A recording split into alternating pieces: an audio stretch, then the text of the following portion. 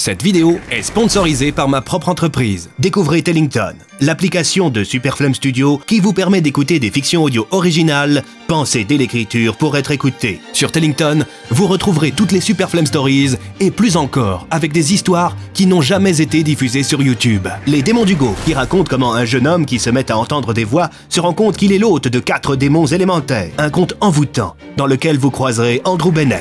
Talion l'exilé, qui est une parenthèse de la vie du propriétaire de porte sulfureux qui fut banni de son monde pour avoir commis de nombreux massacres. Toujours accompagné de son fidèle animal de compagnie Lumine, il accepte une mission dangereuse pour obtenir le pardon. La forêt sans fin. Une histoire aussi incroyable que dérangeante, dans laquelle un groupe d'adolescents se retrouve piégé dans une forêt peuplée de créatures magiques. Avec l'aide de la sorcière Nasméride, ils affronteront bien des dangers, dans l'espoir de trouver une sortie. Toutes ces histoires sont à retrouver dès maintenant dans Tellington. Les 3 premiers épisodes de chaque série sont gratuits. Vous pourrez également retrouver gratuitement l'intégralité des épisodes du calendrier de cette année, avec plusieurs heures d'avance sur les diffusions YouTube. Téléchargez dès maintenant Tellington. Le lien est dans la description.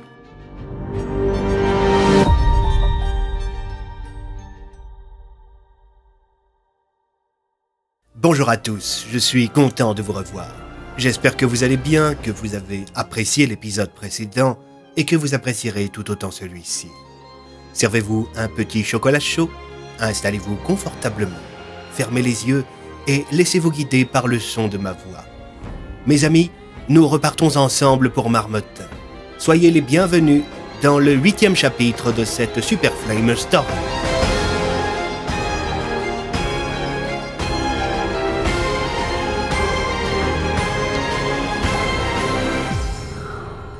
La 5e porte, chapitre 8, 8 décembre. Les membres de l'expédition étaient en état d'alerte. La tension était palpable dans le cœur de la montagne. Entre les dizaines de cadavres de soldats qui jonchaient le sol, les 2 golems qui gardaient les lieux réduits à l'état de gravier et l'imposante porte déchiquetée, il y avait de quoi se poser des questions. « Qu'est-ce qu'on fait, on rebrousse chemin ?» demanda Fonk, inquiet. « On doit continuer d'avancer, pas le choix. La survie du village en dépend, lança l'inspecteur Bloom. Le groupe continua sa progression, tâtonnant vers la brèche béante qui se trouvait au milieu de la porte. « Qu'est-ce qui a bien pu se passer ici ?» lança le commissaire Tassier en traversant la brèche. « Je crois que j'en ai une petite idée, » commenta Alias en remarquant une énorme dent qui était logée dans la porte. « La vache, elle est énorme !» s'exclama l'inspecteur Bloom en l'arrachant. La professeure Lorne se saisit de la dent et la regarda avec attention. « Je n'ai jamais rien vu de pareil, même dans les dossiers zoologiques de la DPA. »« J'espère que le propriétaire de cette dent n'est plus ici, » déclara Fonk. L'agent Talbot, lui, restait particulièrement silencieux, ce qui inquiétait l'inspecteur Bloom. Le policier jetait des regards noirs à l'agent de la DPA. Une fois que tous les membres du groupe s'étaient retrouvés de l'autre côté de la seconde porte, ils firent face à l'immense caverne que certains avaient déjà contemplée 1 an plus tôt. Au centre du cœur de la montagne se trouvait un immense lac souterrain. Au centre de ce lac, une petite île sur laquelle se trouvaient 5 grandes statues. Un peu partout dans la caverne, on pouvait observer des grenouilles dorées qui croissaient. Jadis, ces créatures étaient des hommes qui s'étaient aventurés sans autorisation en ce lieu hors du temps. Changer les gens en grenouilles, c'était le pouvoir de la gargouille qui gardait ces lieux.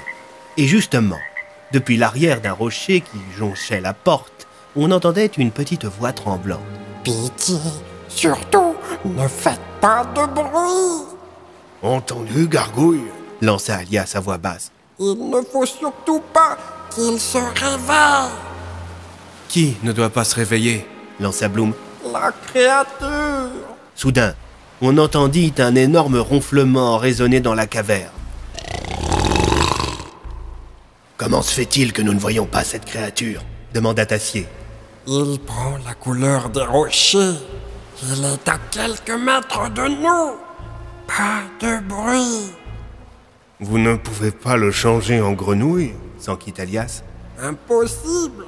Trop gros, trop intense en magie. » Comment est-ce que cette bestiole est arrivée ici? Les hommes en noir l'ont amené pour tuer les golems et ouvrir la porte. Ils ont profané ce lieu sacré. Les regards se tournèrent vers l'agent Talbot. Ce dernier resta de marbre. Il faudra que nous ayons une petite discussion. lança l'ancien directeur général de la DPA en fronçant les sourcils. Petite ou grande, peu importe, je n'ai rien à vous dire. La gargouille regarda à son tour Talbot. Elle le renifla. Ah, ce n'est pas celui-là, mais il a l'odeur. Oui, l'odeur de l'autre est sur lui. Soudain, le sol de la caverne se mit à trembler. Qu'est-ce qui se passe?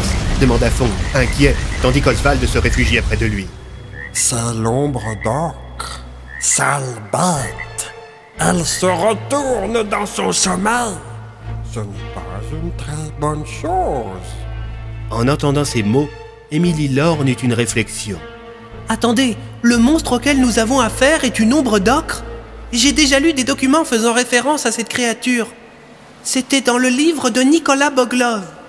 De ces mythes qui n'en sont pas et que nous devons oublier, murmura l'inspecteur Bloom, se remémorant la terrible affaire au cours de laquelle il avait été confronté à Nicolas Boglov. Gargouille, Reprit Acier. que sont venus faire les hommes qui ont introduit l'ombre d'ocre ici? Il cherchait une de mes grenouilles. Sitôt la gargouille avait-elle prononcé ces mots que les policiers comprirent ce qui s'était passé. Contumace. Murmura Alias. La DPA a libéré Contumace. Talbot se contenta de détourner le regard, tandis que son ancien supérieur le prenait par le col. Je vous préviens, espèce de fumier, si vous avez redonné à ce salopard sa forme humaine, je vous jure que... Vous jurez quoi, Alias? Par qui croyez-vous que vous avez été remplacé par la hiérarchie? Vous croyez que les ordres venaient d'où? Attendez, Reprit Acier. le nouveau directeur de la DPA, c'est Contumace? Oui, c'est lui, lança Talbot. Mais le responsable, ce n'est pas moi. Alors qui est le responsable, nom de Dieu? Toute la chaîne de commandement DPA 001. Tous ceux qui étaient au-dessus de vous ont exprimé le souhait de voir Contumace reprendre la main.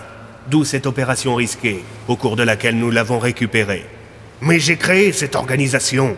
Eh bien, c'est ce qu'on vous a fait croire, durant des années. Lança une voix derrière le groupe. Cette voix, tous la reconnurent. C'était celle de Contumace, qui s'avançait dans la pénombre en direction du reste du groupe. Il cachait tant bien que mal sa main droite. Elle était recouverte d'une peau dorée. Visiblement, sa transformation en humain ne s'était pas très bien passée. Tassier, Bloom et Alias orientèrent leurs armes dans la direction du nouveau chef de la DPA. « Main en l'air, Contumace !» s'exclama l'inspecteur Bloom. « Oh, comme vous y allez !» lança ce dernier. « Si jamais vous me tirez dessus, le bruit des détonations réveillera l'ombre d'ocre, et alors nous serons tous morts. » Ah, le vilain humain dit vrai. Murmura la gargouille, en suppliant les humains de baisser leurs armes. « Nous avons deux options. Déclara Contumace. Soit nous nous entretuons et vous ne connaîtrez jamais la vérité sur la DPA, soit nous nous rendons dans le monde des Gadia en quête des portes qui sauveront Marmottin. À vous de choisir, messieurs, mais le grand sensible que je suis pense que la seconde option est à privilégier. » Grand sensible, mon œil. Grommela le lieutenant Fond. J'arrive pas à le croire. Lança Tassier. Contumace a tout planifié. Il voulait qu'on soit forcé d'aller dans l'autre monde. Allons, commissaire, vous m'attribuez des talents que je n'ai pas. Bon, ce n'est pas tout, mais il me semble que le temps presse, non? Tous les membres du groupe se regardèrent. La scientifique Émilie Lorne prit la parole. Croyez-moi ou non, mais je vous assure que je ne savais pas que la DPA avait ramené Contumace. Mais une chose est sûre, chaque heure qui passe, la bulle temporelle de Hoshihiro perd en puissance. Nous devons agir. Mademoiselle Lorne a raison, lança Alias d'un ton résigné. Gargouille, nous devons nous rendre en Egadia. La petite créature pencha sa tête sur le côté. Oh, je peux vous guider, oui. Mais je dois connaître la raison de votre voyage. Si elle n'est pas bonne, je ne vous laisserai pas passer.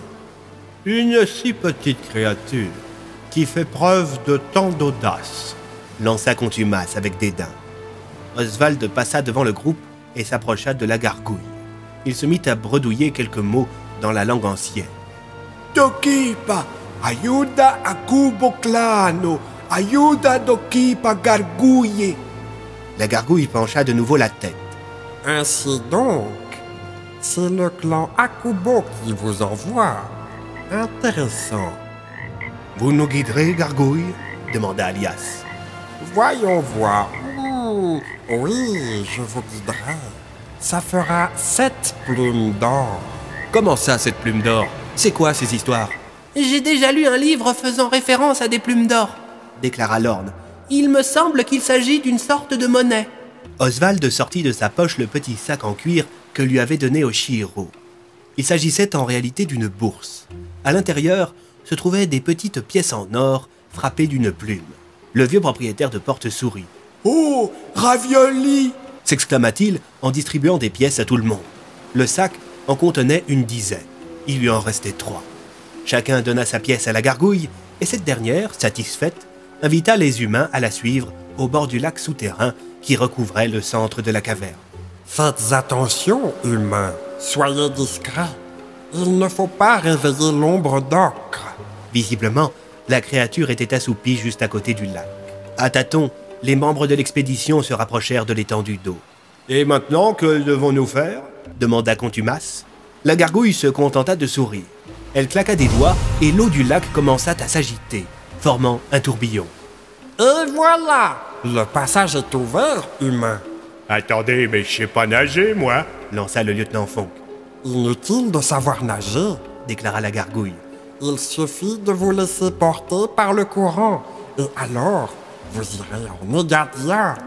Comprenant qu'ils n'avaient pas le choix, les membres du groupe se jetèrent à l'eau les uns après les autres. Ils furent aspirés par le lac et manquèrent de se noyer. Heureusement, leur supplice ne dura qu'une poignée de secondes. Bientôt, ils furent expulsés par le tourbillon dans un autre lac souterrain, bien plus petit, dont ils sortirent trempés jusqu'aux os. Oh! Bienvenue en Negadia, voyageurs! Lança la voix d'une gargouille semblable à celle qu'ils avaient croisée à Marmottin. « Vous avez aussi fait le trajet, gargouille ?» demanda l'inspecteur Bloom en essorant ses vêtements. À en juger par votre accoutrement, vous venez de la Terre. Vous faites donc allusion à mon frère Yazroar. Mais moi, je me nomme Anroar. Soyez les bienvenus dans le monde de Gadia humain. Nous avons donc réussi, s'exclama Contumace, visiblement heureux d'être là. Votre main, monsieur, sa peau, elle m'évoque une grenouille dorée. Se pourrait-il que... Contumace fronça les sourcils et tira sa manche droite afin de recouvrir sa main. « Attendez, où sont passés Oswald et Fonk ?» demanda l'inspecteur Bloom en constatant leur absence. « Il manque également Mademoiselle Lorne », commenta Talbot. « Oh, sans doute un problème d'aiguillage de tourbillon », expliqua la gargouille. « Comment ça, un problème d'aiguillage ?» s'énerva le commissaire Tassier. « Mon frère ne vous a pas prévenu? Trop de gens en même temps dans le tourbillon, ce n'est pas très bon. Ils ont dû être rejetés dans un autre lac souterrain. » Au même instant, dans une autre grotte, à plusieurs centaines de kilomètres de là, le lieutenant Fonk, Oswald et le professeur Lorne venaient de sortir de l'eau. « Où sont passés les autres ?» s'enquit le lieutenant. « Ravioli !» lança Oswald d'un ton inquiet. « Ils sont peut-être déjà sortis de la grotte !» répondit la scientifique en se mettant en marche. Visiblement, dans cette caverne-ci, il n'y avait aucune gargouille pour les accueillir. Les 3 infortunés ne tardèrent pas à sortir de la caverne dans laquelle ils se trouvaient. Ils se retrouvèrent au milieu d'une steppe. Le ciel était gris et un vent glacial soufflait sur le grand plat qui s'étendait à perte de vue. « Je sais pas vous, déclara Fonk, mais je pense que nous sommes paumés. » Dans l'autre grotte, Tassier, énervé, pestait contre la gargouille. « Comment ça, ils peuvent être n'importe où en Negadia ?»« Vous n'aviez qu'à pas tous vous jeter en même temps dans le tourbillon !»« Mais comment on va les retrouver ?» Vous m'aviez dit qu'un vieux Dokipa était avec eux. Il n'a qu'à utiliser sa porte. »« Pour la dernière fois, il ne peut plus utiliser sa porte depuis des années !» s'exclama Alias. « Inutile de vous énerver !» lança la gargouille. « Je n'y suis pour rien. D'ordinaire, les voyageurs définissent des lieux de rendez-vous pour éviter ce genre de problème. » Mais enfin, comment voulez-vous que nous définissions un lieu de rendez-vous dans un monde dont nous ne savons rien ? Pesta Bloom. La gargouille fronça les sourcils. Du calme, terrarien. Ici, c'est Egadia. Je ne sais pas comment ça fonctionne dans votre monde, mais ici, on respecte les créatures magiques. Veuillez pardonner mon ami, déclara Contumace. Il est juste inquiet pour nos compagnons. Nous allons quitter ce lieu et mener à bien notre quête. En ce cas, je vous accorde le pardon, déclara la gargouille. Comme la fortune vous a frappé, je vous donne un conseil précieux. Les gens de ce monde, ils ne savent rien du vôtre. Ne les brusquez pas. N'attirez pas trop l'attention. Il y a des forces sur ce monde qui portent en elles le chaos et la destruction. Soyez prudents, terrariens. Sur ces mots, la gargouille claqua des doigts et se changea en pierre dans l'attente qu'on la réveille de nouveau. Bloom, Tassier, alias Contumace et Talbot sortirent de la grotte. Devant eux se trouvait l'infinité d'un nouveau monde dont ils ne savaient rien.